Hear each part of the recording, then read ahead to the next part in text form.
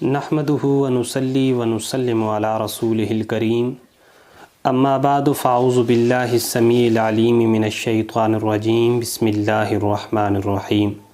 معزز سامعین و حاضرین، السلام علیکم ورحمۃ اللہ وبرکاتہ۔ آج کا ہمارا موضوع ہے گناہ کبیرہ۔ حضرت علی المرتضیٰ رضی اللہ تعالی عنہ آپ کا قول مبارک آپ فرماتے ہیں کہ گناہ کبیرہ 7 ہیں، اور آپ کے اس قول کی تصحیح صحیحین کی ایک روایت سے بھی ملتی ہے جس میں آقا علیہ الصلوۃ والسلام نے 7 کبیرہ گناہوں کا ذکر فرمایا ہے۔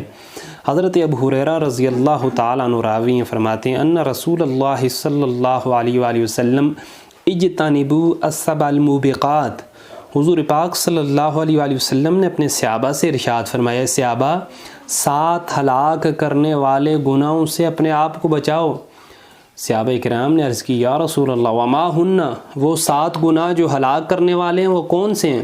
تو حضور پاک صلی اللہ علیہ وسلم نے ارشاد فرمایا، پہلے نمبر پہ الاشراک باللہ، شرک کرنا۔ شرک کرنا ایسا گناہ ہے جو انسان کو دنیا اور آخرت میں ہلاک کر دیتا ہے۔ دوسرے نمبر پہ آپ نے ارشاد فرمایا والسحر، جادو کرنا۔ جادو کرنا جادوگر کو دنیا میں بھی ہلاک کر دیتا ہے اور آخرت میں بھی ہلاک کروا دیتا ہے۔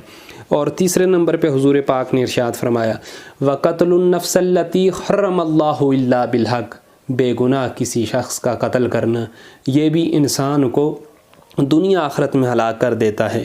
چوتھے نمبر پہ ارشاد فرمایا وَأَكْلُ مَالِ الْيَتِيمِ، یتیم کا مال کھانا۔ اور یتیم کہتے کسے ہیں، اس کی عمر کی جو شرعی حد ہے وہ کتنی ہے؟ تو حضور پاک صلی اللہ علیہ وآلہ وسلم نے ارشاد فرمایا جب تک بندہ بالغ نہیں ہوتا اس وقت تک اس کا شمار یتیموں میں کیا جائے گا۔ آگے ارشاد فرمایا 5ویں نمبر پہ وَأَكْلُ الرِّبَا، سود کھانا، جو آج معاشرے میں بری طرح سرایت کر چکا ہے کہ سود کھانے والا، سود خور شخص وہ بھی دنیا اور آخرت میں ہلاک ہو جاتا ہے۔ وَالتَّوَلِّي يَوْمَ الزَّحْفِ، اور میدان جنگ سے بھاگ جانا، جب گمسان کا رن پڑ رہا ہو، جب تلوار سے تلوار ٹکرا رہی ہو اور یہ اپنی قوم کے ساتھ، اپنے دین کے ساتھ دغا کر جائے، تو ایسے شخص کا بھی دنیا اور آخرت میں کوئی حصہ نہیں۔ اور آخری نمبر پہ ارشاد فرمایا وَقَذْفُ الْمُحْصِنَاتِ الْغَافِلَاتِ الْمُؤْمِنَاتِ، پاک دامن بے خبر مومن عورتوں پر تہمت لگانا یہ بھی ایسا گناہ کبیرہ ہے جس کے لیے اللہ اور اللہ کے رسول نے سخت وعیدیں ارشاد فرمائی ہیں۔ اب گناہ کبیرہ کے بارے میں متعدد روایات حدیث کے اندر موجود ہیں۔ کسی کے اندر 3 کے بارے میں ارشاد فرمایا گیا کہ یہ گناہ کبیرہ ہیں، کسی میں 5 کاموں کے بارے میں ارشاد فرمایا گیا، کسی میں 7 کاموں اور کسی میں 14 کاموں، یہاں تک کہ 25 کاموں کے بارے میں حدیث طیبہ کے اندر ارشاد فرمایا گیا کہ یہ گناہ کبیرہ ہیں۔ اب ایک بندہ مومن ان سارے اقوال میں، ان ساری احادیث میں تطبیق کس طرح کرے گا؟ علماء کرام نے اس کا خلاصہ میرے اور آپ کے لیے بیان فرمایا ہر وہ کام جس سے کتاب و سنت کی صریح نص سے منع کیا گیا ہو، اگر کسی کام میں یہ نشانی پائی جا رہی ہو تو وہ جو کام ہے وہ گناہ کبیرہ میں شمار ہوگا۔ دوسری اس کی نشانی یہ ہے یا اس کام کے لیے کوئی حد شرعی مقرر کی گئی ہو کہ کوئی حد اللہ اور اللہ کے رسول نے بیان فرما دی ہو، اگر ایسا بندہ کوئی کام کرتا ہے تو اس کا شمار بھی گناہ کبیرہ میں ہوگا۔ تیسرے نمبر پہ اس کی نشانی یہ ہے گناہ کبیرہ کی کہ جس کی سزا جہنم کی آگ بتلائی گئی ہو، تو ایسا کام بھی گناہ کبیرہ میں شمار ہوگا۔ چوتھے نمبر پہ جس کے مرتکب کو لعنت کا مستحق قرار دیا گیا ہو کہ اگر یہ کام کرو گے تو لعنتی کھلاؤ گے، تو ایسا کام کرنے والا شخص بھی وہ گناہ کبیرہ میں مبتلا ہونے کا اس کا جو ہے وہ شمار کیا جائے گا۔ اور آخری نمبر پہ جس پر عذاب کے نزول کی خبر دی گئی ہو کہ اللہ نے کسی کام سے منع کیا اور کہا گیا کہ اگر یہ کام کرو گے تو اللہ رب العزت آسمان سے عذاب نازل کریں گے، تو ایسا کام کرنا اس کا شمار بھی گناہ کبیرہ میں ہوگا۔ اسی طرح ان ساری چیزوں کے علاوہ، ان 25 یا ان 3 یا ان 5 یا ان 7 یا 14 کاموں کے علاوہ جو بقیہ کام ہیں، جو مائنر جو ہیں قسم کی چیزیں ہیں، ان کو گناہ صغیرہ کہتے ہیں، یعنی چھوٹے گناہ۔ یاد رہے گناہ صغیرہ پر اصرار اور شریعت کے کسی فرمان کا استخفاف اور تحقیر کا شمار بھی گناہ کبیرہ میں کیا جاتا ہے۔ یعنی اللہ اور اللہ کے رسول نے کوئی کام کسی کے بارے میں ارشاد فرمایا تو کوئی بندہ اس کے ساتھ اگر مذاق کرے گا تو یہ گناہ کبیرہ نہیں ہوگا، بلکہ یہ بھی گناہ صغیرہ نہیں بلکہ اس کا شمار بھی گناہ کبیرہ میں ہوگا۔ 3 موٹے موٹے گناہ کبیرہ جن کے بارے میں اللہ کے رسول حضرت محمد مصطفیٰ صلی اللہ علیہ وآلہ وسلم نے ارشاد فرمایا۔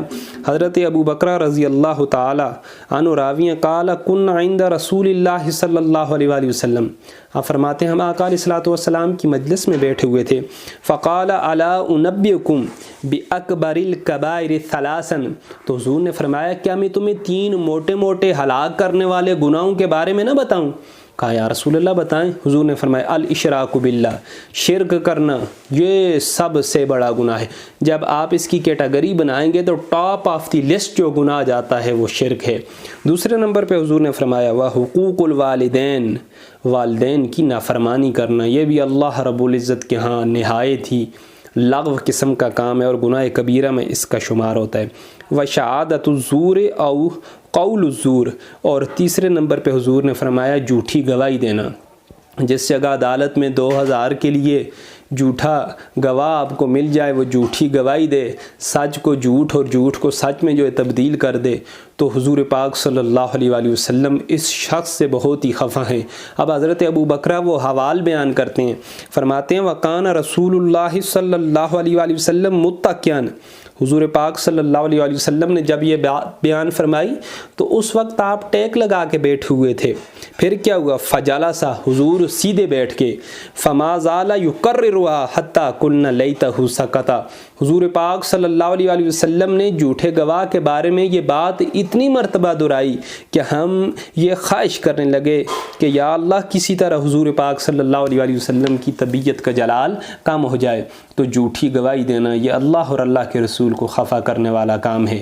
والدین کی نافرمانی کرنا اور شرک کرنا، اس سے اللہ اور اللہ کے رسول خفا ہوتے ہیں، بہت ہی زیادہ خفا ہوتے ہیں، اور یہ گناہ انسان کو جہنم کے سب سے نچلے درجے میں گرانے والے ہیں۔ تو اللہ رب العزت کی بارگاہ میں دعا ہے اللہ ہم سب کو گناہ کبیرہ و صغیرہ سے بچنے کی توفیق عطا فرمائے، اور حضور پاک صلی اللہ علیہ وآلہ وسلم کی شریعت پر عمل پیرا ہونے کی توفیق عطا فرمائے۔ وما علینا الا البلاغ المبین۔